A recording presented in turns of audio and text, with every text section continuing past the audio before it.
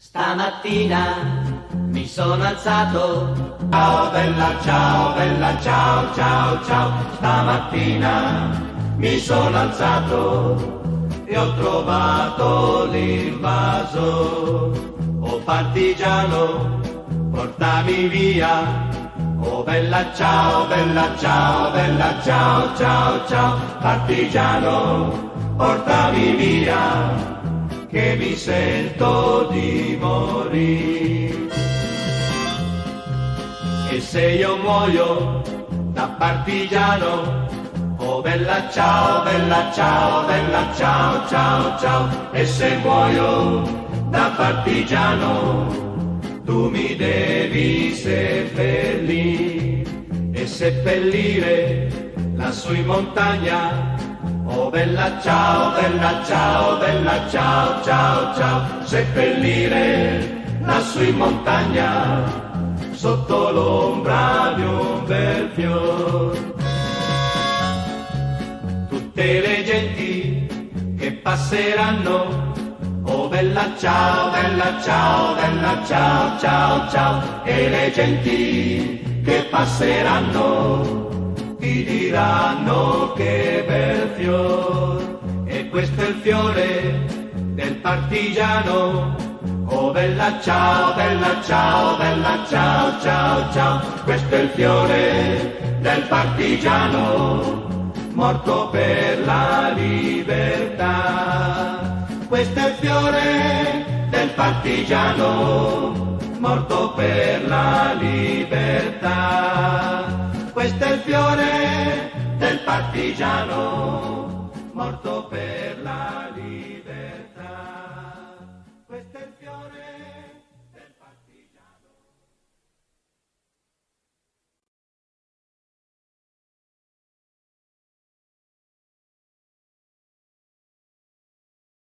Boa sorte, Lu. Bom, gente, boa tarde. Então, a gente vai começar o nosso terceiro e último encontro. Eu hoje vou tratar de revolução passiva e fascismo. Antes da gente começar a aula sobre o tema de hoje, eu só queria fazer um pequeno link para terminar o tema do último encontro, que eram classes e grupos subalternos, né? Então, por que eu acho que é importante tratar disso, né? Que existe uma perspectiva aí um pouco difusa de que grupos subalternos, classes subalternas, né, essa categoria proposta por Gramsci, de alguma forma contrariaria a categoria de o conceito de classe, né, marxista. E eu, inclusive, indiquei o artigo do Galastre, né, do Leandro Galastre, para vocês, que saiu na revista Crítica Marxista, está lá na pasta, justamente porque ele faz uma discussão muito boa, né, da relação entre a teoria das classes sociais no âmbito mais geral do marxismo, de Marx e do marxismo, e a categoria do subalterno de Gramsci. Então, aqui vou fazer só alguns apontamentos, né, e o primeiro deles é que o subalterno, a categoria de subalterno, ela é proposta no interior da discussão sobre as classes sociais no campo marxista, né? Então, ela é, portanto, um complemento, um enriquecimento, não uma contraposição, né? Ela não contradiz em nenhum aspecto a categoria de classe, né? Então, ela, muito ao contrário de contradizer, na verdade, ela oferece um adensamento a essa análise, na medida que ela permite qualificar não apenas a relação entre os grupos, né, entre as classes sociais, mas a qualidade dessa relação, né? Então, o par conceitual hegemonia e subalternidade torna possível qualificar melhor as relações internas às classes. Então, por exemplo, além de pensar dominantes e dominados, hegemônicos e subalternos, nós podemos pensar também, a categoria subalterno nos habilita a pensar também, a identificar no interior das classes dominantes aquelas frações de classes que são subalternas e aquelas que são hegemônicas, né? Então, dessa forma, é possível a gente afirmar, como ressalta Guido Ligori, que tem um artigo interessante para esse tema, que saiu na Crítica Marxista de Roma, em 2011, que chama Três Acepções de Subalterno em Gramsci. Está lá na pasta para vocês também. Então, o Ligori, ele afirma que o par conceitual hegemônico subalterno, ele nos oferece categorias mais amplas, né? Se ele não contradiz a categoria de classe marxista e marxiana, mas ele amplia. Então, ele oferece categorias mais amplas que as marxistas clássicas, né? Ou seja, burgueses e operários, na medida em que ele entrelaça, digamos, a posição social e a subjetividade, o dado estrutural e o dado cultural e ideológico. Então, o subalterno, né? Como que a gente entende melhor subalterno? O Marcos Del Roio, no artigo que eu também coloquei lá para vocês na pasta, ele diz o seguinte: subalterno, do ponto de vista etimológico, significa apenas o outro inferior ou inferiorizado. Então, a definição desse outro, ela é feita a partir da relação, de uma relação, né? Então, aqui é importante notar que Gramsci, ao utilizar o termo subalterno, grupos subalternos, classes subalternas, ele está sempre se referindo a uma relação. Ele nunca está se referindo exclusivamente ao indivíduo. Ele não, de forma nenhuma, ele identifica no subalterno uma característica intrínseca da subalternidade, uma não capacidade. Então, o subalterno, ele é definido como subalterno pela relação que é estabelecida na sociedade, nas relações de forças sociais. É isso que o torna subalterno, a sua posição nas relações de forças sociais, né? Então, não é uma característica pessoal, mas social, política e cultural. E aí é importante chamar a atenção, né, como eu fiz na aula passada, quando a gente discutiu o intelectual, que os conceitos de Gramsci, eles são relacionais. Nenhum conceito é definido fora do movimento das relações sociais. Todos os conceitos, eles são móveis, abertos, maleáveis. Por quê? Porque eles são definidos não do geral, não da abstração para o particular, mas eles são deduzidos das relações concretas, e aí para pensar as abstrações, né, conceituais. Então, os conceitos de Gramsci são relacionais, a categoria de intelectuais, a categoria de subalternos, são categorias relacionais. Então, para eu entender se um sujeito social ele é subalterno, como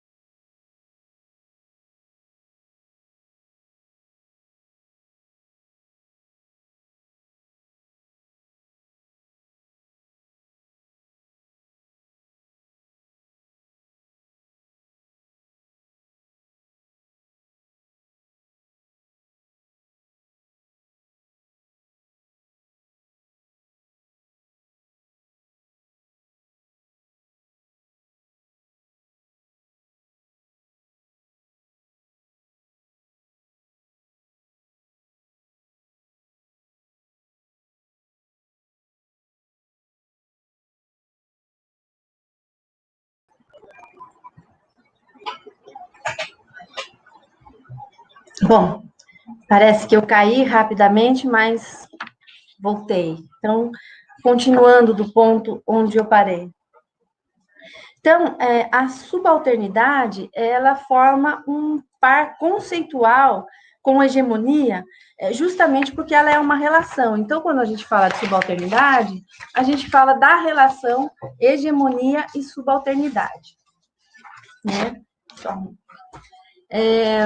Então, de acordo com Ligori, Gramsci utiliza os termos subalterno, em toda sua obra, né? Então, subalterna, subalterno, subalterna, subalternos, né? Feminino no plural, masculino no plural. Em três acepções principais que não são únicas. Então, para definir as frações da população desagregada, ou seja, os camponeses, a massa marginal urbana, os trabalhadores desempregados e etc.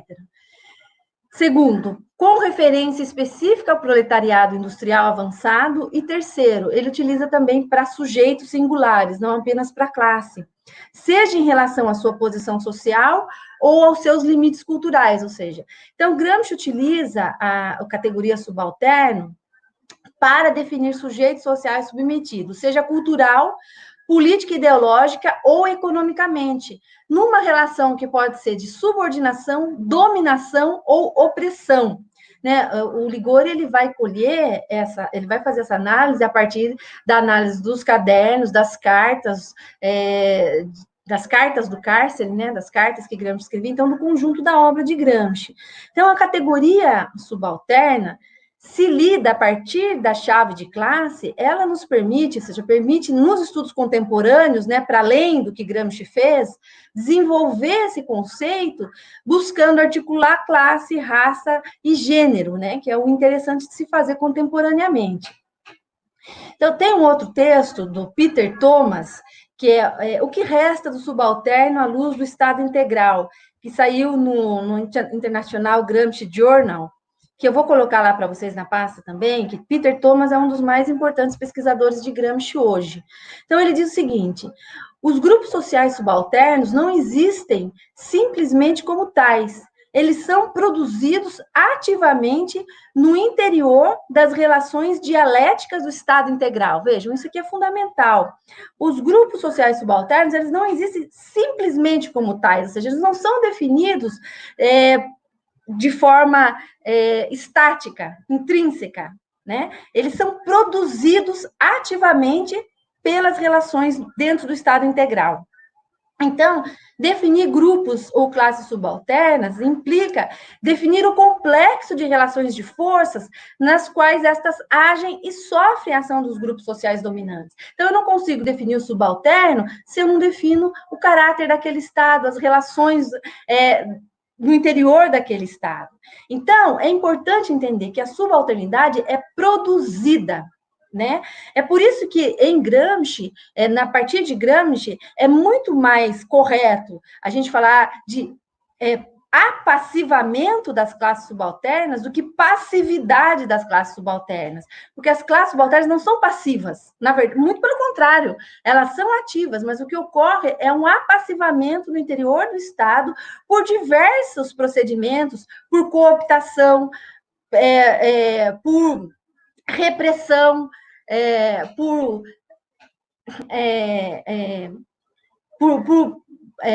meio dos aparelhos ideológicos do Estado, por meio da educação, ou seja, então são vários os mecanismos para a produção da passividade, né? Então, a passividade ela é produzida, a subalternidade ela é produzida, ela não é um dado da realidade. Então, como dissemos, né, no começo, Gramsci, ele formula o conceito de hegemonia, quando ele formula, o seu substrato histórico, ou seja, o seu objeto de análise é a Revolução Francesa, né? Ou seja, o conjunto do período que ele vai estabelecer, de 1789 a 1870. Mas quando Gramsci, agora já entrando no nosso tema de hoje, né, ele vai definir revolução passiva, como eu falei, o substrato histórico é a história da Itália, né? Principalmente a história da Itália, não apenas, que ele também vai analisar as formas de produção capitalista nos Estados Unidos, né? No Fordismo e americanismo. Então, principalmente a história da Itália, tanto no seu processo de unificação, né, que ocorre no final do século XIX, 1861, quando se forma o Reino da Itália, né, que é o processo ele é molecular, né? Ele acontece num longo período, mas 1861 foi quando é inaugurado o Reino da Itália. Então, o processo de unificação é justamente a formação do Estado moderno, a Revolução Burguesa italiana. Então, ele utiliza o termo Revolução Passiva para pensar o ressurgimento, né, esse processo de unificação italiana, quanto o fascismo. E aí ele ainda vai definir como revolução passiva também a modernização capitalista norte-americana nas notas sobre americanismo e fordismo no caderno 22, que ele escreve a partir de 1934. Em 1934, né? Ou que ele reescreve a partir das notas que ele já havia escrito entre 29 e 30. Mas, enfim, o conceito de revolução passiva nos cadernos do cárcere, ele é utilizado para definir, então, o processo de constituição do Estado burguês e o fascismo na Itália, e para analisar o fordismo nos Estados Unidos. Então, eu passo agora a tratar especificamente desse conceito, né, de entrar no tema mesmo da nossa aula hoje. E eu vou falar primeiro da Revolução Passiva e depois eu vou falar da análise de Gramsci do fascismo, né, que também Gramsci analisa o fascismo como uma forma política da Revolução Passiva. Então, começando com a Revolução Passiva, eu dividi essa primeira parte em 3 pontos, né? Recepção, fontes e definição do conceito. Então, rapidamente, falando da recepção e da difusão do conceito de revolução passiva, porque isso é importante para a gente entender como é que esse conceito chega para a gente, né? Então, o conceito de revolução passiva, ele teve uma difusão inicial muito menor do que, por exemplo, o conceito de hegemonia, o conceito de aparelhos privados de hegemonia, o conceito de intelectuais orgânicos e tradicionais, né? O conceito de revolução passiva, ele vai se difundir, principalmente no Brasil, muito mais tarde do que o conceito de hegemonia. E isso se deve principalmente pelo processo de edição e recepção da obra, né? Então, no Brasil, nós só tivemos acesso ao conjunto dos cadernos em português, como eu falei lá na primeira aula, a partir dessa última edição do Carlos Nelson Coutinho, né? Que começa a ser editada em 1999. E especialmente o caderno 19, né? Que é o caderno sobre ressurgimento. Esse caderno que foi editado na década de 40 pelo PCI, né, as primeiras edições italianas, como eu falei, tinha um caderno sobre o Ressurgimento. Esse caderno sobre o Ressurgimento nunca foi traduzido para o português. Então, antes de 1999, a gente não teve contato com esse caderno. E é por isso que as leituras sobre a Revolução Burguesa, sobre o processo de constituição do Estado moderno no Brasil, antes, né, da edição Carlos Nelson Coutinho, elas foram sempre muito deficitárias, porque elas não levavam em conta as especificidades da periferia, que Gramsci trata das especificidades da periferia, e ele vê a Itália já como periferia, nesse caderno 19, né? Então, o Ressurgimento, que na Itália, né, o caderno sobre o Ressurgimento, que na Itália saiu em 49, aqui a gente só teve acesso a ele em 1999, né? Então, 50 anos depois. Mas é interessante que autores brasileiros, como Florestan Fernandes, eles leram no italiano, né? Se a gente for pegar lá a bibliografia do Revolução Burguesa no Brasil, a gente vai encontrar o ressurgimento italiano de Gramsci lá. E é interessante que a importância de Florestan Fernandes para a análise do Brasil, inclusive para os gramscianos, né? Eu e uma orientanda minha desenvolvemos, né, uma pesquisa sobre a relação entre revolução passiva e dependência a partir de Florestan, e que é José Aricó, né, que é um dos estudiosos importantes de Gramsci na América Latina.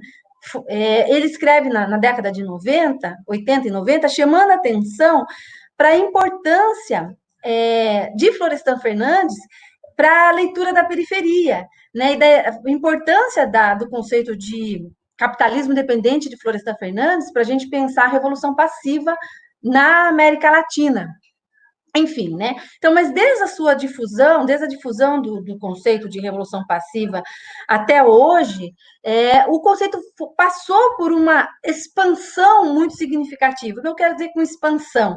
Expansão em termos do número de pesquisadores que hoje se debruçam sobre o assunto, ou seja, hoje há no mundo inteiro um sem número de intelectuais, pesquisadores, militantes, fazendo leituras de situações nacionais específicas a partir do conceito de revolução passiva.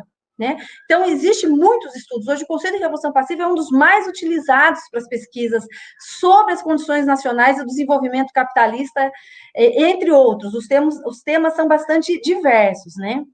Então, eles sofreram uma expansão nos estudos sobre Gramsci, como tema de estudo, né, Revolução Passiva, mas ela também sofreu uma expansão em termos de vulgarização, ou seja, se expandiu tanto o conceito de Revolução Passiva, se utiliza o conceito de Revolução Passiva para explicar absolutamente tudo, e aí o conceito perde a sua capacidade explicativa, né? Você acaba expandindo tanto que o conceito se esgarça, né? A elasticidade dele não corresponde a esse esgarçamento, né? Ele não pode explicar todas as situações. Então, por exemplo, Carlos Nelson Coutinho, em 2012, né? Pouco tempo antes de falecer, ele escreve um artigo que ele publicou na revista Novos Rumos, que em 2012, ele escreve A Época Neoliberal, Revolução Passiva ou Contra-Reforma. Nesse artigo, ele rejeita a utilização da revolução passiva para analisar o neoliberalismo, porque ele vai dizer que revolução passiva é uma forma de revolução conservadora, então que ela moderniza conservando. Se ela moderniza conservando, existem elementos progressistas que ele não enxerga, que realmente não é possível enxergar no neoliberalismo, né? Então é muito interessante essa proposta dele. Ele vai propor entender o neoliberalismo como contra-reforma, né? Esse artigo está online para quem quiser consultar. Bom, com relação às fontes, veja, só estou pincelando esses temas, né, abrindo chaves aí para quem se interessar em aprofundar depois. Mas, com relação às fontes, quais eram as fontes de Gramsci para desenvolver o conceito de revolução passiva? Né? Bom, Gramsci desenvolve, nos cadernos do cárcere, Gramsci desenvolve os conceitos de revolução passiva a partir de dois autores, Vincenzo Coco, na obra A Revolução Napolitana de 1799, e Edgar Quinet, As Revoluções da Itália, de 1848. Então, esses dois autores são as fontes, entre outros, as principais fontes, as fontes que o autor mobiliza nos cadernos, né, que ele cita diretamente. Então, eu queria, para começar essa discussão, ressaltar duas características que devem ser levadas em conta quando a gente estuda a Revolução Passiva.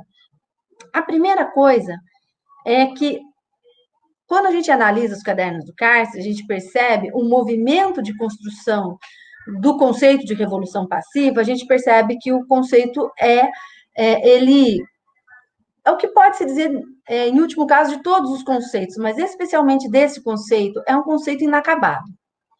É um conceito que não foi explorado em todas as suas consequências.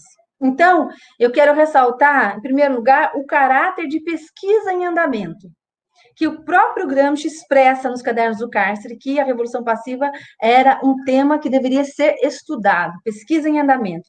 E o segundo elemento é que Vincenzo Coco e Edgar Quinet, eles foram consultados, mas não de fonte primária. Eles foram consultados com fonte secundária, né? Então, esse é um elemento que traz algumas questões para a gente. Então, sobre o caráter de pesquisa em andamento, então é importante notar que nos cadernos do cárcere, a Revolução Passiva, ela aparece como uma questão a ser estudada e não como uma formulação acabada. Então, Gramsci anota o seguinte, no caderno 8, parágrafo 25. investigar o que significa e como é justificada em Quiné a fórmula da equivalência da Revolução-Restauração na história italiana, né? Então, isso é importante para que a gente tenha uma noção de que o autor ele não desenvolve o conceito em todas as suas possibilidades e consequências. Então, essa permanece como uma tarefa em aberto, uma tarefa para aqueles que são pesquisadores, né? Então, o conceito de revolução passiva, pensar as aplicações e os limites do conceito, né? O que o conceito explica e o que o conceito não explica. Na verdade, essa é a minha pesquisa no momento, né? O que eu estou buscando fazer é justamente explorar o conceito de revolução passiva e a sua relação com o conceito de revolução-restauração que Gramsci identifica para o caso italiano. Então, sobre a questão das fontes de Gramsci, eu vou tentar ser mais rápida. Então, embora, né, as obras de Coco e Quiné constituam duas matrizes fundamentais do conceito de revolução passiva, Gramsci não leu nenhuma dessas obras no original. Então, Gramsci provavelmente ele teve acesso ao conceito de Coco por meio do prefácio de Benedetto Croce, na Revolução Napolitana de 1799, né? Então, Croce faz um prefácio à obra de Coco. Então, Gramsci teve acesso ao prefácio.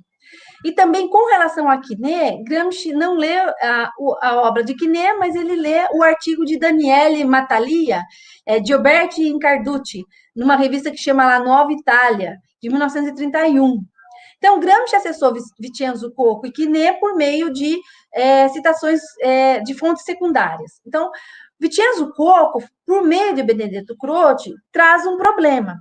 Por quê? Porque Croce, ele faz uma interpretação de Coco que distorce, em alguma medida, na verdade, o sentido original. Coco, né, só para a gente ter alguma informação biográfica, Coco era um intelectual moderado. Coco não era um revolucionário.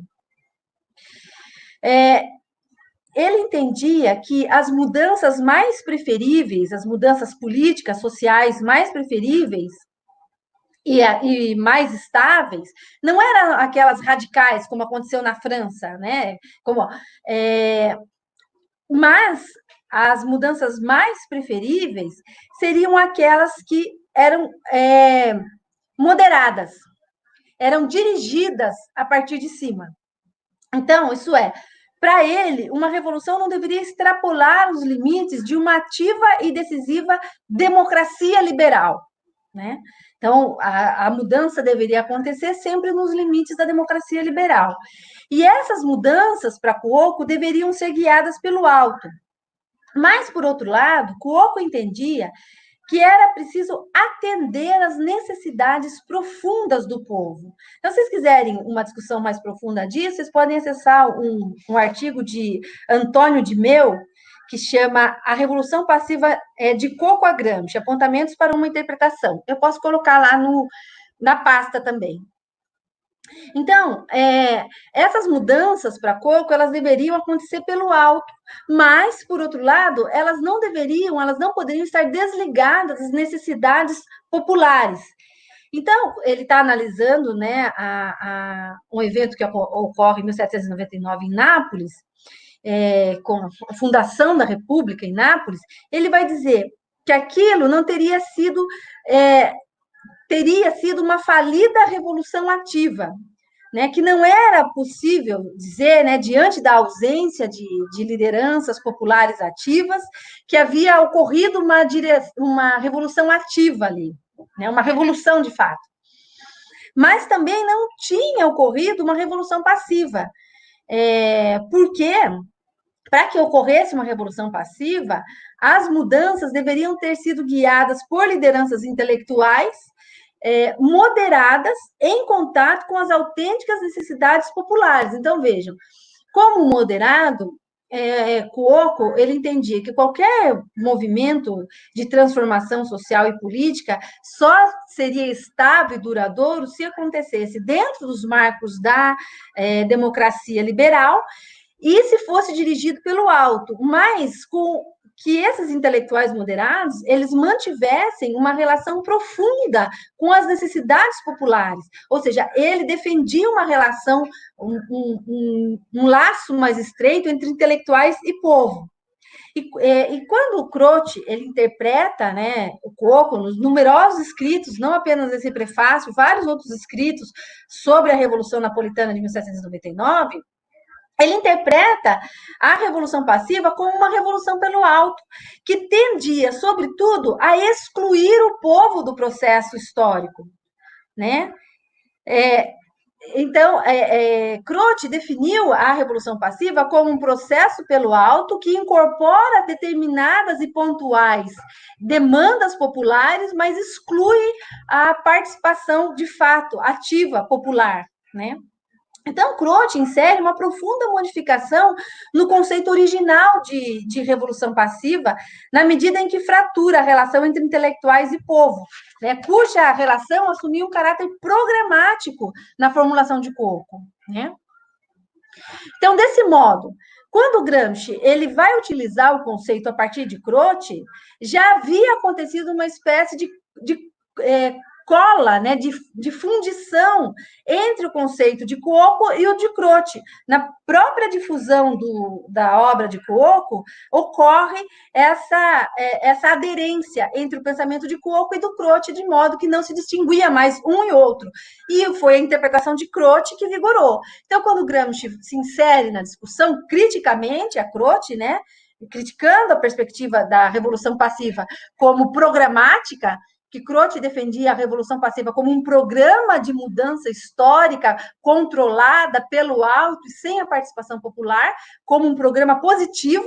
Então, Gramsci se insere na discussão para dizer que não, que esse de uma forma crítica, né, que esse é um processo de apassivamento das classes populares e de uma mudança que conserva a ordem, que transforma as estruturas de Estado, conservando a ordem social, né? Então, ele se insere na crítica para pensar o conceito de revolução passiva gramsciano, que é um conceito crítico, né?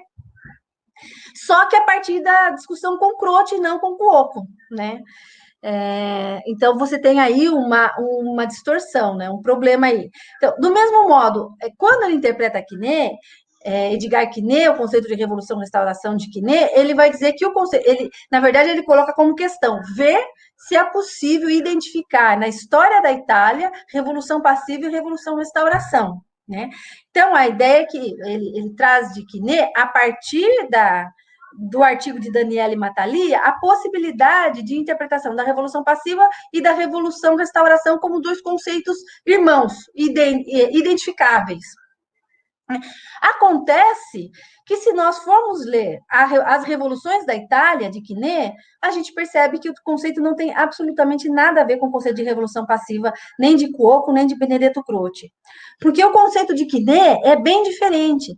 Então, de acordo com Quinet, né, na história da Itália, desde a Idade Média até o momento, todas as mudanças inovadoras ou revolucionárias foram descritas por historiadores ou por cronistas, sobretudo como uma tentativa de restauração de uma situação anterior considerada melhor. Ou seja, era a clássica da República Romana e do Império, considerado como uma espécie de era de ouro da história italiana. Então, o que ele está dizendo? As revoluções do presente buscam, como diz Marx, né, retirar a honra, o brilho do passado.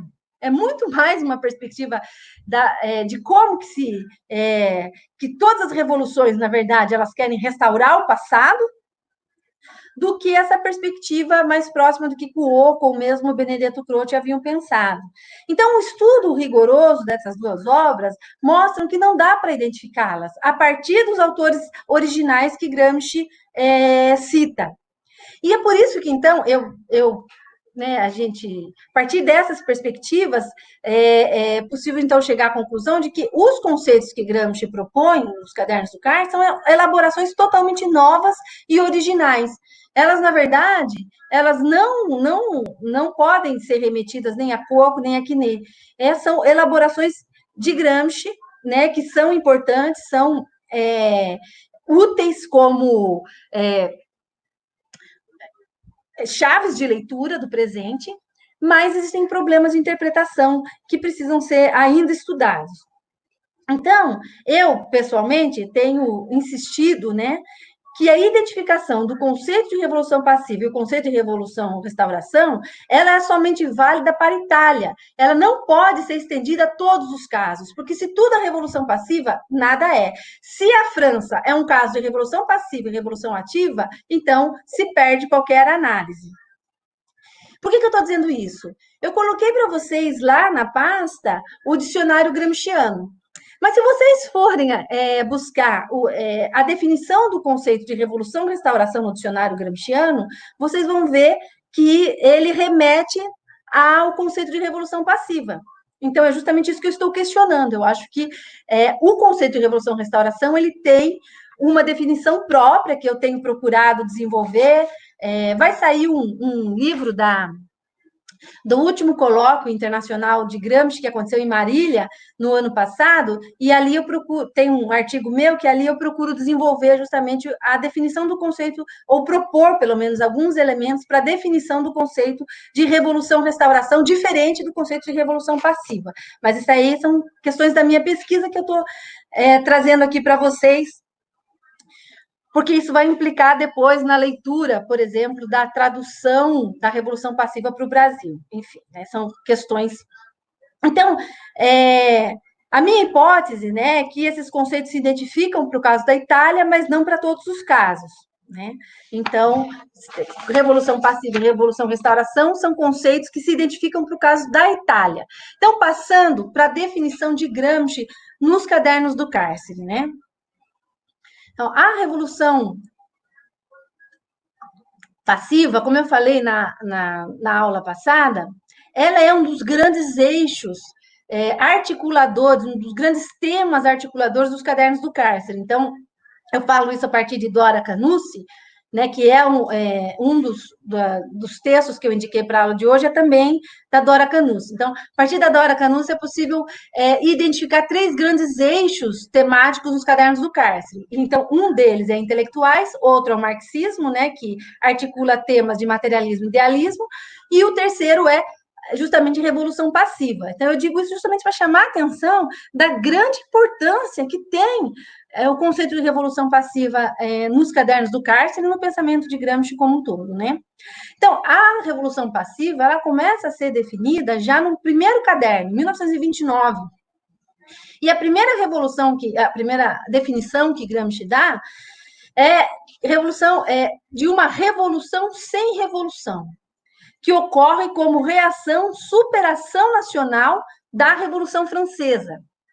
Então, veja, Gramsci chama a atenção para o fato de que o desenvolvimento nacional de todos os estados europeus que se formam depois da Revolução Francesa ocorrem na reação e pelo impulso a ela.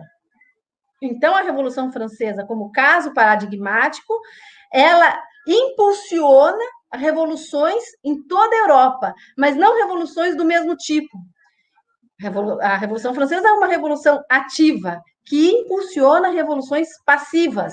Então, de acordo com Gramsci, o nascimento dos Estados modernos na Europa, ele deve ser entendido como uma reação, superação nacional da Revolução Francesa e do napoleonismo, né, de Napoleão Bonaparte. Então, de modo que chama a atenção para a importância dos fatores internacionais no desenvolvimento nacional. Isso é muito importante. A gente não consegue entender a Revolução Passiva se a gente se fixar apenas nos elementos nacionais. É fundamental entender que o elemento que define a Revolução Passiva é justamente porque o Estado se insere num sistema que já estava formado, que é o sistema capitalista. Então, o sistema já estava formado. Então, por isso que esses Estados que se formam depois, eles se inserem de maneira subalterna e dependente. Por isso, Florestan Fernandes é tão importante para a gente entender a periferia, né? Daí a proposta da articulação entre revolução passiva e capitalismo dependente para pensar a América Latina, né? Então, a gente não entende a Revolução Passiva se não compreender a influência da Revolução Francesa na Revolução da Itália, na Revolução Italiana. Então, de modo que a Revolução Burguesa na Itália, né, que foi uma revolução passiva, ela foi analisada por Gramsci a partir da articulação entre as condições nacionais, ou seja, as relações de classe, né, o estágio, o estado do desenvolvimento capitalista interno, nacional, e a situação internacional europeia. Então, revelando um processo de reação e impulsão das transformações políticas e sociais provocadas pela Revolução Francesa. Então, a partir dessa análise, Gramsci consolida a percepção da importância do período da restauração na França, ou seja, você tem um primeiro período de revolução na França, né, que a gente chama de período jacobino, mas logo depois da derrubada de Napoleão, da Batalha de Waterloo, em 1815, você tem um processo de restauração monárquica, de restauração da monarquia absolutista na França. Então, depois, 1830, você tem uma nova fase da Revolução, né? Com a deposição de Carlos X e com a emergência do rei banqueiro, né, do Luiz Felipe, mas que é uma revolução, uma sublevação feita por operários, né, que reivindica direitos sociais. Aí você tem uma monarquia constitucional. Depois vem 1848. Então, a história da França é formada por momentos de ativos de revolução e momentos de restauração. Revolução, restauração. É isso que Gramsci percebe nesses ciclos de revolução no interior da Revolução Francesa. Então, o que ele diz? Olha, isso aqui é a Revolução-Restauração. Aqui é o processo de Revolução-Restauração, ou seja, são momentos sucessivos de revolução e de restauração. E os Estados europeus, eles nascem por impulso da Revolução Francesa ativa, mas eles se formam no momento da restauração francesa, naquele período de restauração francesa. Então, esses novos estados, eles modernizam conservando, porque eles já estão, eles já assistiram o processo da revolução ativa, eles já têm a experiência da revolução ativa. Então, as classes mais conservadoras, elas já sabem quais as classes devem ser sufocadas. Então, é um processo que acontece nos Estados europeus que se modernizam depois da Revolução Francesa, que o processo de revolução e de restauração é simultâneo. Né? Então, o período de restauração passa a ser, diz Gramsci, o mais significativo na medida em que os estados que se modernizam após a Revolução Francesa são movidos por correntes ideológicas vindas da França. E, ao mesmo tempo, são reações a elas, reações ao jacobinismo, reação à sublevação violenta. Ou seja, eles querem impedir as sublevações violentas. Bom, então a Revolução Francesa nos cadernos, ela é definida no longo período de 1789 a 1870. Então, esse primeiro período, né, jacobino e napoleônico, 1789, mais ou menos até 1815, é definido como um modelo exemplar de revolução ativa, que é a Revolução Jacobina. E aí o jacobinismo é um conceito bem importante, eu não vou tratar aqui, né? Alguns autores importantes, o Leandro Galastri trata de jacobinismo, Sabrina Areco trata de jacobinismo, então vocês podem procurar aí, que é um tema bem importante. Bom, então, a Revolução Francesa é propulsora por reação das revoluções passivas na Europa. Né? A Revolução Francesa é um modelo de revolução ativa. Então, a classificação de revolução passiva é justamente porque é o um modelo antitético à revolução ativa, a Revolução Francesa. Então, no longo período que se encerra em 1870, se observam momentos de restauração como reação à Revolução Francesa, que pode ser considerada um caso antitético ou de revolução passiva, ainda que possua momentos de restauração. Então, a análise histórica, ela mostra, de acordo com Gramsci, que as revoluções, as mudanças profundas na estrutura, frequentemente são seguidas de restauração. Então, se nós olhamos pela chave da luta de classes, se nós analisamos a história pela luta de classes, conseguimos observar um movimento maior, que é justamente o que ele chama da dialética histórica, revolução, restauração, é que as revoluções gestam já no seu interior os elementos antitéticos a ela. Então, elas já gestam os elementos de restauração. E a restauração gesta elementos de revolução.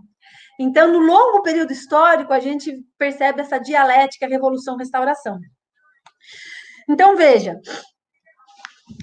essa tendência, né, essa dialética histórica que Gramsci se refere, não é uma lei geral, não é um fatalismo. Ela depende das relações sociais de força, né? Ela depende das forças em presença, né? Então, Gramsci se refere aos contextos históricos, por exemplo, do Renascimento, da Reforma Protestante, dos ciclos da Reforma Francesa, da Revolução Francesa de 1789, 1830, 1848, e também ao Ressurgimento, ao fascismo, ao Fordismo, que são outro tipo de revolução, em que a revolução e a restauração ocorrem ao mesmo tempo. Então, todos esses complexos históricos, eles contêm desenvolvimentos revolucionários acompanhados de movimentos restauradores, sejam eles sucessivos ou simultâneos. Então, como afirmam Caducci e Mena, a bibliografia de hoje, né, que está lá na pasta, a dialética conservação e inovação resulta das relações de forças, nas quais umas lutam para nascer e as outras ainda não se esgotaram e não podem morrer. Então, essa é a dialética, né? A revolução, uma formação social, ela só deixa de existir quando se esgotam todas as suas forças, todas as suas possibilidades de vida. Mas no interior de uma formação social que está em esgotamento, já existem elementos da nova formação social, né? Então, no feudalismo, né, em decadência, você tem ali os elementos do capitalismo, elementos da nova sociedade capitalista sendo gestados. Assim como na sociedade capitalista, nós temos os elementos da antítese sendo já presentes, já gestados, que não conseguem nascer porque o velho ainda não morreu, né? Então, na Itália, a Revolução Burguesa, ela se dá nos marcos da ordem. Então, você moderniza o aparelho de Estado, mas mantendo as relações sociais praticamente intactas. Então, a revolução e a restauração, elas foram simultâneas. Então, o conceito de revolução passiva define, né, as formas não clássicas de revolução burguesa. Como Canusse e Mena observam, né, a partir de Lenin, o modelo clássico francês é o único tipo jacobino na história. Eles dizem isso lá na página 85, vocês podem consultar. Então, de modo que a Revolução Francesa é clássica e universal, na medida em que constitui um divisor de águas, porque criou uma nova mentalidade, uma nova concepção de mundo que inaugura uma nova civilização, ou, dizendo com Edmundo Dias, uma racionalidade de classe, né? Uma nova hegemonia, uma racionalidade que se faz história. Então, mas a revolução passiva, então, ela é mais frequente na história. Vejam só, a Revolução Francesa é vista, né, por esses autores como modelo clássico e único. E a Revolução Passiva, o modelo não clássico e mais frequente na história. Então, ela é uma via de transição ao capitalismo que, sem ser a mais clássica, é a mais geral. Então, isso coloca, né, a nossa atenção sobre as revoluções burguesas, as formas de revolução burguesa. A França experimentou um ciclo de revoluções ativas, né, de momentos de revolução e de restauração. A Itália, ao contrário, e aí esse modelo, a gente pode pensar a Alemanha também, né? Pode pensar o Brasil, pode pensar a América Latina, não experimentaram um ciclo de revoluções ativas. A nossa Revolução Burguesa, na Itália, aqui, se desenvolve por meio de uma dialética entre inovação e conservação. E aí é que é importante a gente compreender as condições históricas para isso, né? Então, essas condições históricas nos dizem que o impulso, né, na Itália, o impulso à modernização capitalista vindo da França, mas também da Inglaterra, da Revolução Industrial, ele se combina com as condições nacionais. Então, o impulso internacional se combina com as condições nacionais de escassez de forças progressistas nacionais, forças insuficientes, né, uma burguesia pequena, restrita, e com uma mentalidade restrita, né? A grande questão meridional, que era o impulso para o desenvolvimento da Itália, né? Então, a situação internacional favorável à expansão e à vitória do sistema capitalista se combina com uma situação nacional que não tinha ainda as condições de um desenvolvimento capitalista do mesmo tipo, né? Então, a revolução passiva passa a ser uma via de transição ao capitalismo caracterizada pelo protagonismo do Estado, não da burguesia, não da classe burguesa. Então, o protagonismo do Estado é desenvolver o capitalismo, criar as condições para o desenvolvimento de uma burguesia ativa e, ao mesmo tempo, sufocar as atividades vindas de baixo. Então, a revolução passiva, ela tem como uma das características fortes a ausência ativa, organizada, contínua das massas populares. Isso não quer dizer que as massas populares, elas não se rebelavam, mas que elas eram rapidamente sufocadas, ou cooptadas, ou dirigidas a partir de cima, e não tinham capacidade de estabelecer uma direção autônoma própria, de estabelecer uma pauta própria de reivindicação e colocá-las nas relações de forças da política, né? Então, em síntese, né, para eu passar para o fascismo, em síntese, a revolução passiva ela consiste em uma forma política, uma forma histórica, na qual as lutas sociais encontram quadros suficientemente elásticos para permitir à burguesia chegar ao poder sem rupturas clamorosas, sem sublevações violentas, sem o aparelho terrorista francês, como diz Gramsci.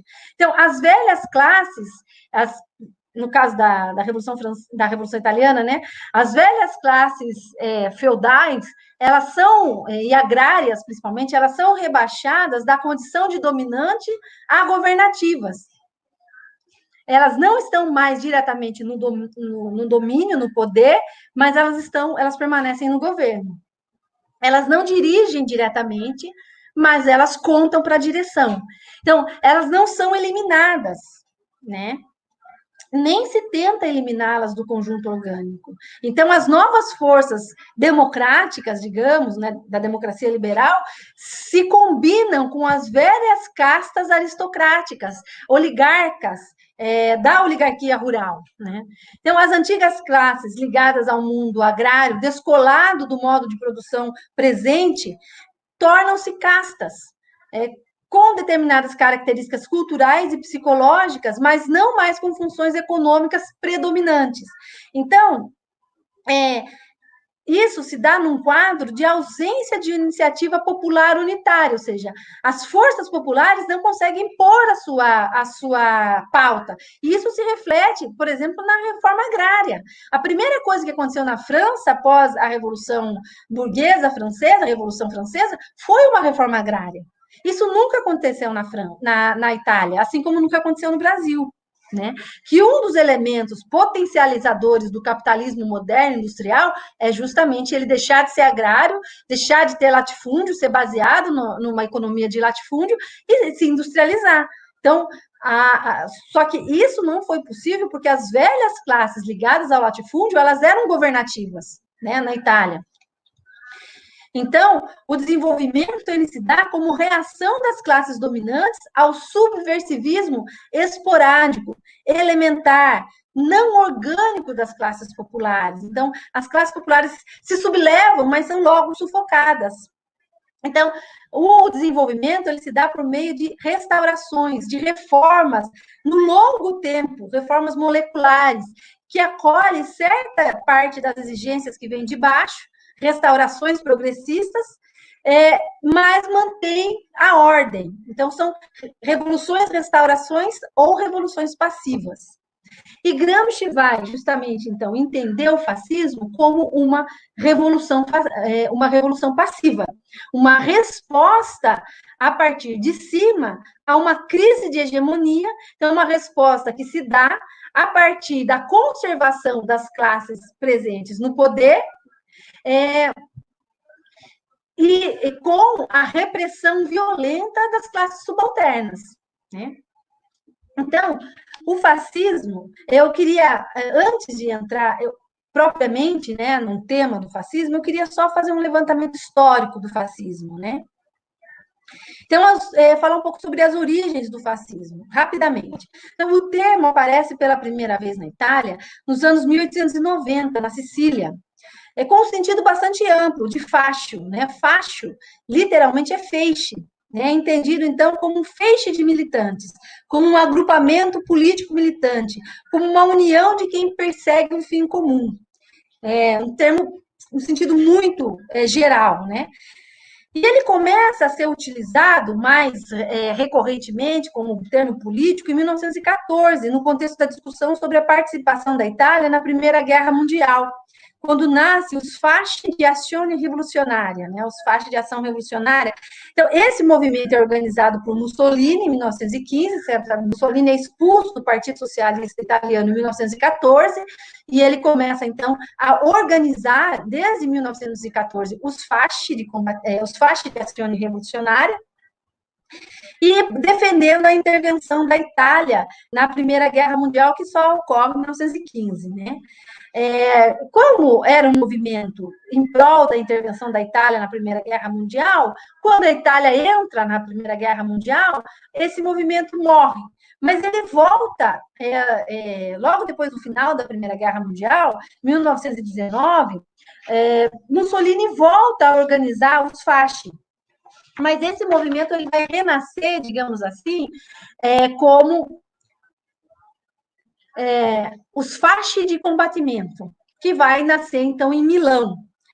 Então, aí começa o fascismo, né? Então, o fascismo se difunde, primeiro, enquanto concepção de mundo, enquanto ideologia de extrema-direita, e ele vai adquirindo conteúdo que vai depois se consolidar como regime. Então, aqui eu queria chamar a atenção, até porque, para a gente pensar a nossa própria conjuntura, quando a gente fala de ideologias reacionárias como é o fascismo, né, do tipo do fascismo, do nazismo, essas ideologias, elas têm que ser distinguidas do regime, porque tem uma diferença entre a ideologia, que são formas difusas de pensamento na conjuntura, o movimento organizado, que é o movimento popular, e o regime em si, que é um regime aí diretamente de violência. Então, são três elementos que estão juntos na história, mas que devem ser pensados analiticamente separados. Né? Porque primeiro houve, digamos, a criação do consenso na sociedade civil, que é o que o Gramsci diz, que há uma concepção para se tornar hegemônica, ela primeiro tem que ser hegemônica na sociedade civil, para depois se tornar Estado. Então, o fascismo, ele nasce com uma ideologia difusa entre os estratos de classe média, da pequena burguesia. Depois ele se torna um movimento, depois ele se torna um partido político, e só depois um regime. É importante a gente perceber a diferença, o que caracteriza cada um desses elementos, para a gente conseguir compreender o fenômeno e poder fazer uma leitura ou uma tradução para outras conjunturas desses movimentos históricos, né? Então, Mussolini, fundado principalmente no nacionalismo, né, num léxico revolucionário, o fascismo se propõe ser revolucionário, ele não se vê como ordem, ele se vê como contra a ordem, né, como revolucionário. Por isso ele busca apoio nas massas. E no início, quem adere são as massas da classe média, da pequena burguesia. Depois, outras frações das classes operárias e camponesas também vão aderir ao fascismo. Então, o fio condutor da ideologia e da prática fascista constitui no belicismo, ou seja, na exaltação da guerra, no nacionalismo, né, e na violência como política. Né? Então, a gente tratar aqui de algumas características principais do fascismo, eu coloquei para vocês na pasta, né, indiquei para a leitura de hoje, o artigo do Gianni Freso sobre o fascismo em Gramsci, né? Então, é um artigo que é muito importante que vocês leiam para que possa fazer essa discussão. Então, de forma geral, as características principais do fascismo italiano: antissocialismo, antiliberalismo político, né, principalmente, mas também econômico, anti-igualitarismo, nacionalismo, militarismo, recurso organizado e sistemático à violência contra adversários políticos, belicismo, exaltação da guerra, pretensão de ser um movimento de massas, revolucionário no sentido de transformação social em direção a formas autoritárias de governo, com forte componente ideológico de tipo populista e constante busca do consenso popular e o uso da demagogia, né? Isso que particulariza o fascismo em relação às ditaduras tradicionais, ou seja, o fascismo se vê como uma revolução popular, e por isso ela busca frequentemente, correntemente, o consenso popular, né? Com o uso da demagogia. Por isso que a propaganda é tão importante, né? Como diz Gianni Freso, lá no texto que eu indiquei para vocês, o aspecto mais moderno do fascismo é exatamente a utilização dos instrumentos de comunicação de massa, cinema, rádio, jornais, artes, hoje a gente tem internet, né? Para construir o consenso e o mito da invencibilidade do Duce, né? Mussolini, do condutor. Então, subjacente a essas características está a concepção de luta política partidária na mesma lógica da guerra. Então, os adversários políticos são entendidos como inimigos. Então, os inimigos a gente não convence, os inimigos a gente destrói. Então, por isso que, por exemplo, né, a perspectiva do assassinato dos inimigos do regime eram vistas como avanço de trincheiras, eram vistas como vitórias. Não eram vidas que se perdiam, eram inimigos que eram batidos no campo de batalha. Então, essa transposição da lógica da guerra para a política, ela faz com que o assassinato e a violência sejam meios legítimos de luta política, né? Então, um dos elementos ideológicos expressivos é justamente a substituição da política como arte do convencimento e do contraditório pela violência verbal ou física, né? Então, o regime, o fascismo vai se tornar regime a partir do golpe de 1922. E aí, vejam, a escalada, né? 1914, nós temos o início do fomento das raízes dessa ideologia fascista. 1920, a gente tem o surgimento dos camisas negras, que eram grupos de jovens que eram militantes voluntários ou pagos, né? Também tinha gente paga, que eram a tropa de choque, né? Eram milícias civis armadas, né? Chamadas os camisas negras. E em 1921, a gente tem o surgimento do Partido Milícia, o Partido Fascista. Em 1922, o golpe, né? Que foi chamado por alguns como o golpe de Estado do Rei, né? Então, o golpe de Estado do Rei, por quê? Porque o rei permitiu. Né? O rei não fez nada. Ele permitiu que o fascismo se afirmasse, Mussolini se afirmasse como chefe de Estado. E Mussolini, nessa campanha de propaganda, né, de convencimento sobre a busca do consenso popular, ele vai usar justamente Maquiavel para dizer que o que caracteriza o governo, um melhor governo, é a força, usando justamente aquela metáfora, né, do centauro maquiaveliano, do centauro de Quiron, da relação entre força e consenso, mas ele elimina completamente o consenso e se baseia apenas na força, utilizando Maquiavel. E Maquiavel passa a ser, então, na primeira metade do século XX, na Itália, um elemento de disputa. Maquiavel ele é tanto utilizado pelos fascistas quanto pelo movimento antifascista. Maquiavel está em disputa. Então, é justamente Gramsci se insere nessa disputa, né? A partir de uma interpretação de Maquiavel, de uma leitura de Maquiavel que faz jus ao autor, ou seja, que historiciza o autor, que não faz uma transposição mecânica do século XVI para o século XX. Né? Uma coisa é Maquiavel está pensando ali no século XVI o que é força, o que é guerra. Outra coisa é já num sistema já de um parlamentarismo, de uma democracia parlamentar, pensar a guerra e a força. Então, Gramsci contextualiza Maquiavel, e a partir dessa contextualização, como eu já falei na primeira aula, é que a gente chega ao conceito de hegemonia. Então, vejam, a discussão sobre hegemonia é precisamente uma reflexão sobre o Estado integral. Ou seja, sobre como o equilíbrio instável das relações de forças sociais se estabelece entre os diversos grupos da sociedade civil em disputa pela direção do aparelho estatal. Né? Então, Gramsci chama a atenção para o fato de que o poder político é sempre uma forma de dominação, e principalmente na sociedade capitalista. Ele está pensando na sociedade contemporânea. Então, o poder político na sociedade contemporânea é sempre uma forma de dominação, mas quando a classe dominante é hegemônica, ela não precisa utilizar apenas a força bruta.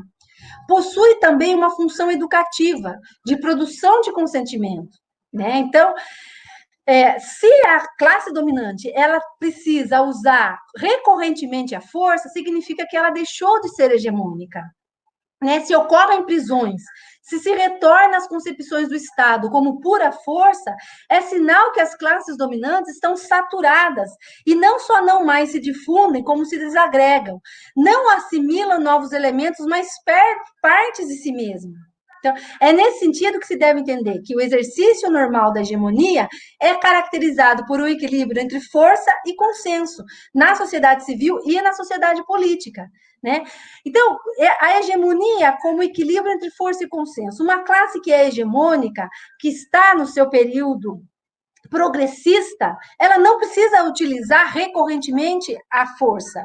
Mas se ela utiliza recorrentemente a força, isso indica para o fato de que há uma crise.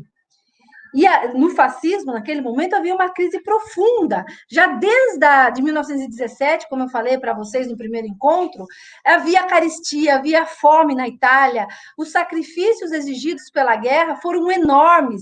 Então, havia insatisfação, aconteceram as ocupações de fábrica, foram sufocadas, massacradas pelo Estado, pelas forças repressoras. Então, você tem um conjunto de lutas sociais na Itália que obrigam as classes dominantes a usarem a força contra o povo, que obrigam não, que para manter o seu domínio, para não permitir que uma nova classe emerja, elas usam a força. Isso indica que elas deixaram que o consenso ele foi perdido, né? Que o consenso em torno daquela direção política não existe mais, que a política como fé ela está em decadência, ela tem cisões profundas. Então, isso aponta para uma crise orgânica. O que é uma crise orgânica? Não é só uma crise prolongada, é uma crise profunda, estrutural, que afeta a economia, a política, a ideologia, os valores. Né? E aqui a gente tem uma crise da democracia liberal, uma crise econômica profunda e uma crise dos valores. Né? Porque uma crise dos valores humanos mesmo, né? Onde o assassinato de inimigos políticos ele passa a ser recorrente. Né? Então, Gramsci está apontando para um contexto de profunda crise.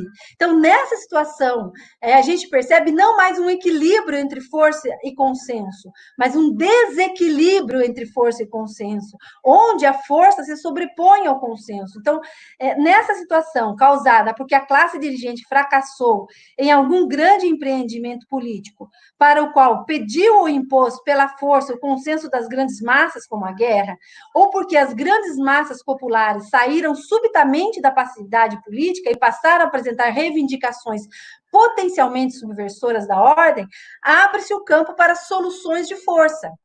Então, é justamente o desequilíbrio entre força e consenso. Então, uma vez que as grandes massas populares elas não são mais convencidas pelas ideologias tradicionais, que mantêm a direção política da classe dominante, resta a elas soluções de força.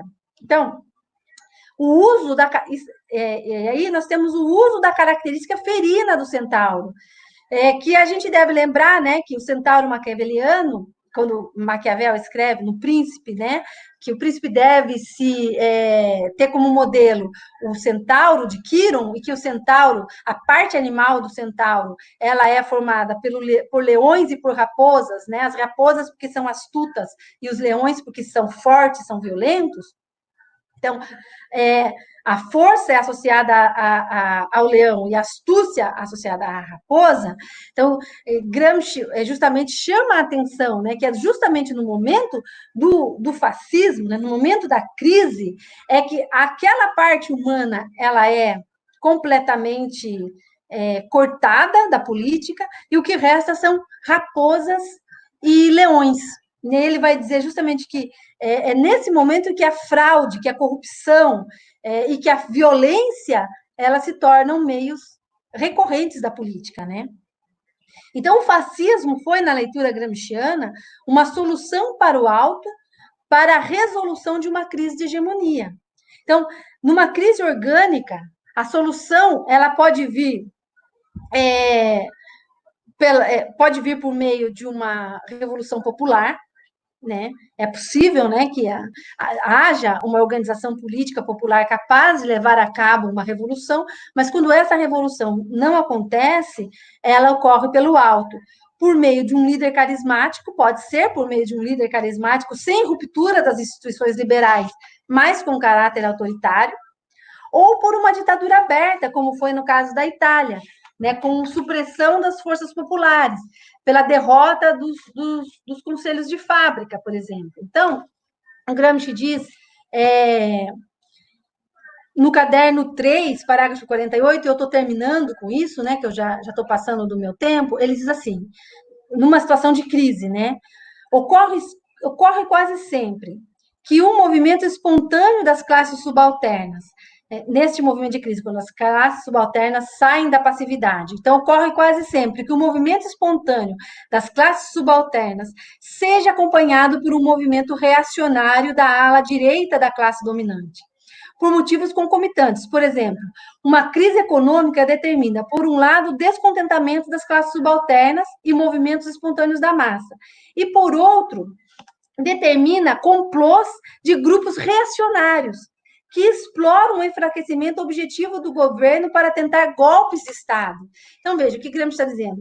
Diante de uma crise muito profunda, quando se abre uma crise de hegemonia, quando é possível a mudança, e as massas populares saem da passividade, e quando essas massas elas não conseguem uma organização, uma unidade suficiente para ter um movimento que interfira na conjuntura, nas relações de força, é possível que movimentos reacionários que sempre estiveram na conjuntura, eles emerjam naquele momento, eles se organizem, eles se constituam como movimentos para apoiar, sustentar golpes de Estado, que é justamente o que acontece na Itália. Vejam, eu já estou terminando, e aí eu vou responder as questões, né?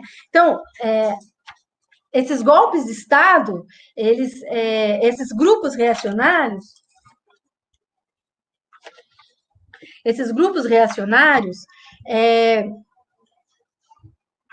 eles emergem na conjuntura, mas não significa que eles surgem naquele momento, né?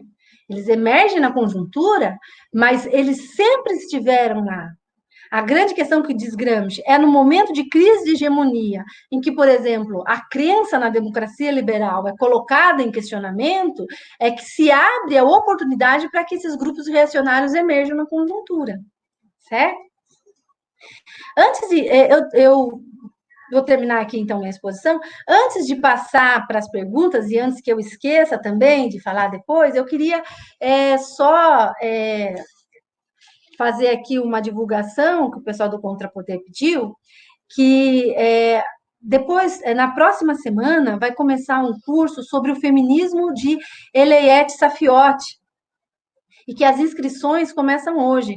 Esse curso vai ser ministrado pela professora Daniele Mota, ele começa segunda-feira, né? Eu recomendo muito o curso da professora Daniele Mota, que eu conheço, que eu tenho prazer de conhecer pessoalmente, muito competente e o mais importante de tudo, militante, né? Então, as inscrições começam hoje, e o Contrapoder está divulgando já o link para inscrições. Então, eu vou responder as perguntas, então, no tempo que me resta. Vamos ver. Irã Cabral pergunta: a Revolução Restauração teria um paralelo em relação à modernização conservadora no Brasil? Modernização do Estado, manutenção do latifúndio, união das classes dominantes urbanas e agrárias? E a Carol, minha ex-orientanda querida, pergunta também: boa tarde. Há uma relação de determinação entre capitalismo dependente e a revolução passiva? A Carol levantou a bola para eu cortar. Obrigada, Carol. Vejam, então são duas perguntas muito, muito importantes. Sim, a revolução, restauração, no caso do Brasil, a gente pode pensar a revolução, restauração e revolução passiva como coincidentes, né? A revolução passiva, a forma de modernização do Brasil que pode ser tratada, né, como modernização conservadora. Alguns gramscianos optam, ou não gramscianos também optam por utilizar a modernização conservadora. Eu prefiro o termo revolução passiva, né? Mas justamente a possibilidade de tradução da Revolução Passiva Italiana, do processo de constituição do Estado burguês na Itália, possibilidade de tradução para o Estado burguês brasileiro é justamente pela similaridade entre as estruturas. Ou seja, se na Itália você tem um capitalismo já atrasado em relação à França, né? Um capitalismo tardio, dirá José Aricó chama a Itália de capitalismo tardio e nós aqui de capitalismo derradeiro. Então, se já a Itália era um capitalismo tardio, que quando se insere nas relações internacionais de força, já se insere de modo subalterno e já se insere no momento de restauração, e, portanto, as forças modernizadoras, elas se mesclam, elas se combinam com as forças da ordem, modernizando e, ao mesmo tempo, conservando, né?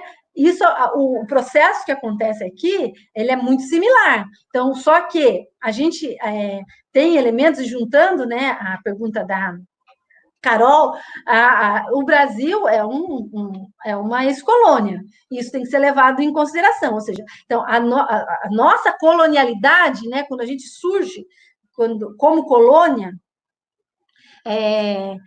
como diz o Quirrano, né?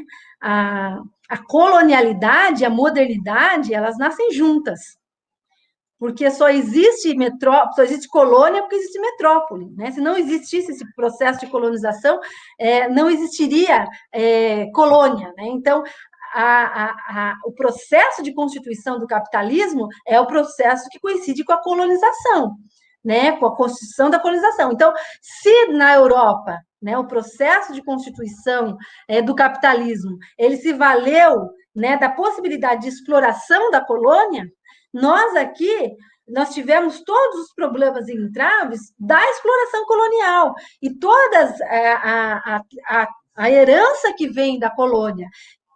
Qual herança que é essa, né? De constituição de uma mentalidade, de uma democracia muito restrita, né? Como vai dizer Florestan Fernandes. A gente aqui teve uma revolução burguesa de longo prazo, né? Que a gente pode datar da independência à ditadura militar, que se constitui o Estado moderno, o Estado capitalista, mas a gente não teve uma revolução democrática, ou seja, o conjunto das classes populares nunca foram inseridos na esfera dos direitos, concretamente na esfera dos direitos, ou seja, pretos, pobres, mulheres, nunca gozaram dos mesmos direitos que os homens brancos, livres, proprietários no Brasil.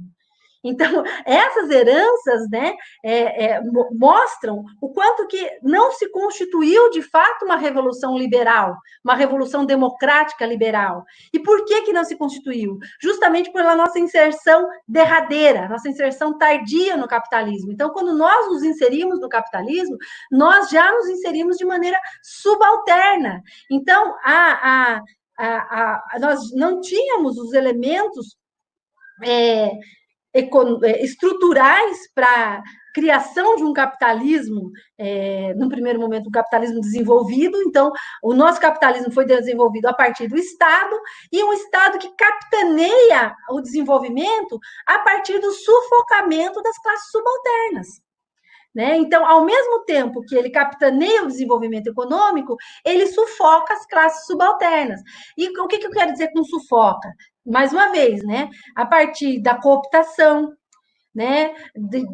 Do procedimento de trazer as lideranças dos movimentos sociais, dos partidos populares para dentro do Estado e tornar esses movimentos populares, esses partidos, administradores do Estado. Então, você esvazia o conteúdo de classe desses movimentos com esse tipo de cooptação, que o conjunto desses elementos o Gramsci chama de transformismo, né? Que é a bibliografia que eu indiquei está tratando do transformismo. Então, sim, é justamente esse elemento que faz com que Carlos Nelson Coutinho diz que o principal elemento, né, que indica que de herança da nossa revolução passiva, de característica estrutural, é o fato da gente nunca ter tido uma reforma agrária. Isso demonstra como as antigas classes ligadas aos latifúndios, ligado ao latifúndio, ligado ao agronegócio hoje, né? Elas são governativas. Elas não são classes, elas não dirigem diretamente o Estado, mas os seus interesses elas estão em primeiro plano nas políticas do Estado. Então, isso indica que não houve uma modernização do Estado, mas houve uma modernização do Estado calcado no campo, e não na modernização capitalista industrial, da tecnologia. Durante a ditadura militar, o aporte tecnológico, a modernização que aconteceu foi no campo, não na indústria urbana, né? Então, a revolução passiva como chave de leitura para o Brasil, ela já está bem assentada na literatura gramsciana, né? Já é algo de consenso que a nossa revolução burguesa foi uma revolução pelo alto, foi uma revolução passiva, e que justamente essa revolução passiva tem especificidades, que a especificidade dela justamente que são os elementos de colonialismo e os elementos de dependência que ainda estão por ser desenvolvidos. A bibliografia que trata disso é ainda muito escassa, né?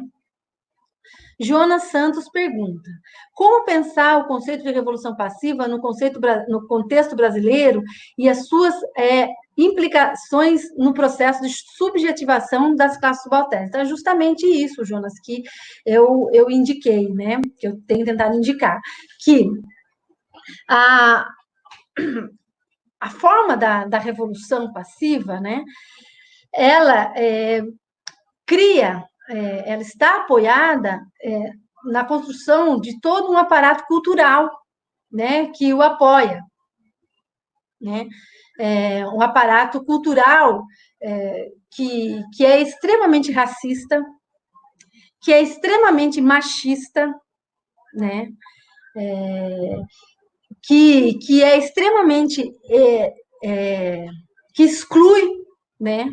Então, a nossa cultura, né, como disse, eu estou muito baseada aqui no Florestan Fernandes, né, que diz que a nossa burguesia é uma burguesia associada, ou seja, é uma burguesia que se associa aos interesses internacionais e que olha para o próprio país, que olha para o próprio Estado como o outro. Ela se vê muito mais como europeia ou como americana do que como brasileira. A nossa elite é uma elite exógena, né? Então, no processo de constituição cultural, né, e político brasileiro, houve a construção de que os direitos não são para todos, né? E é isso que a gente vê com a ação da polícia na periferia, né? Por muito tempo, o que a gente vê hoje, agora, durante a pandemia, né? Essa eugenia que esse governo que nós temos é um governo eugenista, ou seja, que entende que para o desenvolvimento os fracos têm que morrer. Então, essa política eugenista, que está muito mais à mostra nos tempos atuais, é uma política que ela é feita desde sempre, porque desde sempre não tem horário para a polícia militar invadir as casas nas comunidades, na periferia, na favela. Né? Mandatos de busca coletivos, o que é ilegal, o mandato de busca tem que ser nomeado e definido o tipo de crime que foi cometido, e nas periferias, desde sempre, os mandatos coletivos, ou seja, mandatos indeterminados, a polícia pode invadir qualquer residência, a qualquer horário. Então, vejam, e isso é resultado da nossa colonialidade, que eu tenho dito, ou seja, nós superamos a escravidão e o colonialismo, mas não a colonialidade e o racismo. Então, esses elementos são elementos persistentes, por quê? Porque nunca houve uma ruptura. Né, que a Revolução Francesa, a Revolução Ativa, ela tem como elemento principal a ruptura. E a Revolução Passiva, ela tem como elemento principal a continuidade. E eu tenho estudado Aníbal Quirano, né, ultimamente, justamente porque ele mostra justamente que a ruptura que houve foi com o nosso passado, com os povos que originalmente habitavam o nosso território. Foi uma ruptura violenta com as nações que já viviam aqui. E hoje a gente ouve um ministro de Estado dizer que ele tem ódio quando ouve falar em nações indígenas. Né? Isso aqui, e o que é isso? Isso é reflexo de uma mentalidade extremamente uma mentalidade colonizada, subalterna, violenta, ignorante. E o pior é a ausência de qualquer tipo de punição imediata. Quando não há ausência imediata, uma punição exemplar, isso dá margem para que outros digam, dá margem para que outros façam. Né? Então, o que a gente vive hoje é o aprofundamento e, ao mesmo tempo, a exposição das nossas vísceras. O aprofundamento de todos os nossos problemas e a exposição das nossas vísceras, da podridão que sempre esteve presente na nossa elite, né? E que agora ela expõe claramente toda a sua eugenia, seu preconceito, sua ignorância, né? Fernando Souza. Como pensar uma revolução frente a esse movimento do contexto atual a partir da unidade entre gênero, raça e classe? Essas categorias sintetizam a realidade opressora das classes subalternas? Com certeza, né? É justamente essa a questão. Por que né, o movimento ele não consegue se generalizar? Por que motivo que os movimentos... Gramsci diz, né, que a ação das classes subalternas ela é episódica, né? Ou seja, você tem episódios de sublevação, você não consegue tornar aquele movimento orgânico, aquele movimento unitário, construir um movimento de massa, por conta da dificuldade de unidade entre as diversas frações das classes subalternas. Né? Então, quando a gente consegue enxergar o elemento de classe é o que nos acomuna. Então, porque nós temos questões de raça e de gênero que são fundamentais, são válidas fundamentalmente em si mesmas, não apenas pela revolução ou não revolução, são questões que nós temos que tratar a despeito de pensar ou não a revolução, são questões próprias, mas eu aqui estou pensando na própria possibilidade de transformação social, né? Que quando a gente pensa gênero e raça, a gente não está pensando em definida, digamos, abstratamente. A gente não está pensando a mulher, o negro. Nós estamos pensando na mulher concreta, brasileira, das classes populares, né? O negro concreto, brasileiro, das classes populares. Quando a gente pensa a partir do concreto, a gente pensa a partir da classe. Então, é muito diferente do movimento de mulheres trabalhadoras, as suas pautas, de mulheres da classe média. Mas tem elementos comuns? Tem elementos transversais? Tem elementos transversais, né, que têm que ser identificados. Mas tem questões de classe? Tem questões de classe também. Então, o nosso grande desafio para deixar de ser subalterno nesta relação é construir uma direção que possa universalizar as nossas pautas de forma a inserir os interesses, de forma a criar um grupo, criar uma demandas homogêneas, né? Demandas que possam satisfazer os interesses mais gerais de todos. É claro que as questões particulares, elas sempre vão existir, né? Eric Douglas. Se o conceito de revolução passiva não será suficiente para explicar o neoliberalismo, o que explicaria a dinâmica neoliberal e a sua racionalidade? Veja, nós temos que construir instrumentos conceituais para explicar o neoliberalismo. Né? Assim como o Carlos Nelson Coutinho, ele propõe a gente pensar não como revolução passiva, mas como contra-reforma. É uma possibilidade, mas isso não está desenvolvido ainda, né? Nós precisamos pensar. Eu, particularmente, acredito que o neoliberalismo ele não é uma revolução passiva, porque a gente ele não tem, eu concordando com o Carlos Nelson Coutinho, né? O neoliberalismo não apresenta para nós os elementos de progressistas, né? Ele não satisfaz de nenhuma forma as demandas das classes subalternas, ele não faz concessões de forma nenhuma. O que ele chama de reforma na verdade, retirada de direitos. Então, ele é uma forma regressiva. Então, é possível, por exemplo, pensar a partir de outras categorias, né? A partir Gramsci utilizava, por exemplo, o cesarismo, né? Ele utilizava cesarismo regressivo e progressivo. Existem outras categorias que o próprio Gramsci propõe que podem ser utilizadas, né?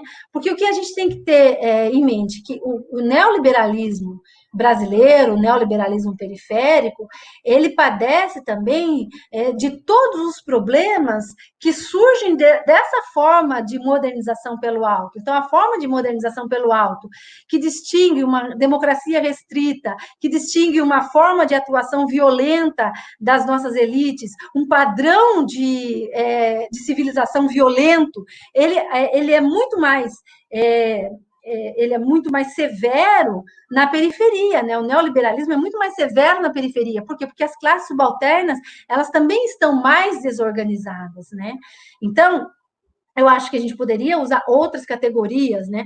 Mas, de todo modo, eu acho que é interessante pensar aqui um Estado que surge, que sai de um processo de revolução pelo alto, ele nunca pode ser um Estado comparável a um Estado que passa por um processo de revolução ativa. Ou seja, ele já é um Estado com contornos nitidamente autoritários, né?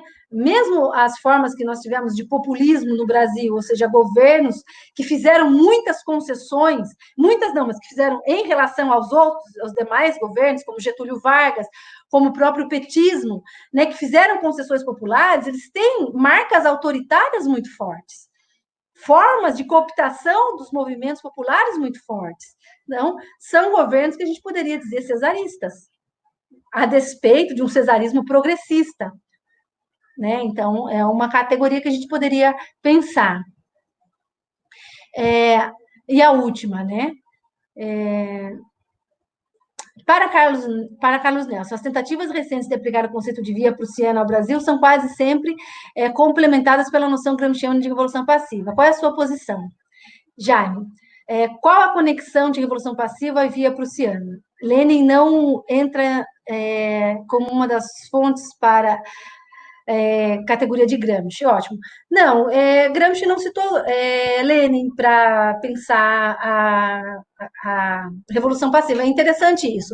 E eu discordo do Carlos Nelson Coutinho de dizer que via prussiana é uma forma complementar de Revolução Passiva. Por que eu discordo? Na verdade, não é nada original essa minha discordância. Roséry Koh já discordou, né, antes de mim. Então,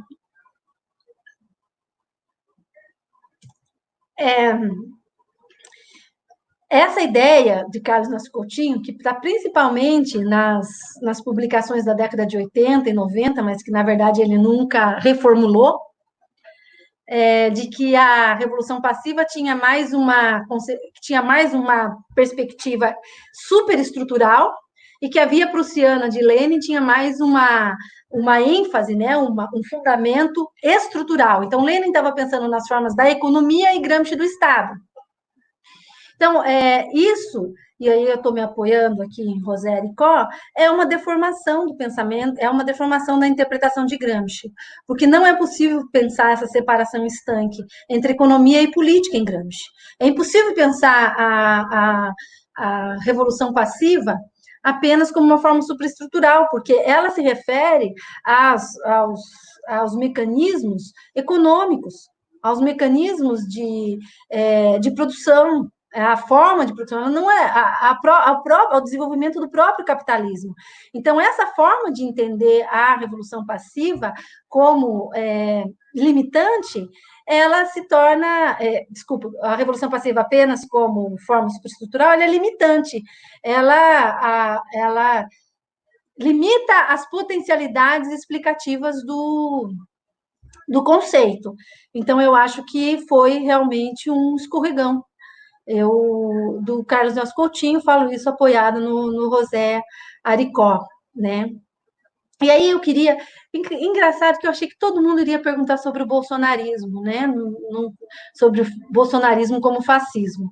Então, eu queria 2 segundos aproveitar para dizer que nós temos que tomar muito cuidado, né? Que hoje a gente vê muito largamente dizer que é fascismo, é neofascismo, é protofascismo, de entender que as formações sociais elas têm características específicas e que o fascismo foi uma formação histórica específica, né? E quando o Gramsci ele generaliza, o Gramsci foi o primeiro a dizer que era possível pensar a forma política do fascismo para outras, dar uma generalidade ao fascismo, mas quando ele faz isso, ele faz a partir do conceito de revolução passiva, não a partir do conceito, não a partir do fascismo. Então, porque a gente tem que ter cuidado de procurar elementos na nossa conjuntura, que, olha, aqui tem elementos do fascismo, aqui também tem, então é fascismo. E pensar muito mais quais os elementos concretos do bolsonarismo, né? Quais elementos a gente pode pensar? Eu acho que o que a gente tem hoje no Brasil, a gente está passando por um processo de revolução-restauração, né? E aí, justamente porque eu separo revolução-restauração de revolução passiva. Então, o que é revolução-restauração? Então, é uma forma pelo alto de solução de uma crise de hegemonia, né? E que se vale de elementos reacionários da cultura, né? E que mas que tem elementos específicos. E qual o elemento específico, né, da nossa conjuntura? É justamente esses preconceitos, a nossa colonialidade, o racismo, todas as formas de preconceito de classe, né, que ressurgem aqui junto com o fenômeno do bolsonarismo, né? Eu estou chamando o fenômeno do bolsonarismo como um fenômeno que seria equiparável ao fascismo, ao nazismo, ao bonapartismo, né? E que o bolsonarismo se apoia no movimento milícia que está se formando. Então, a gente ainda não tem, né, um governo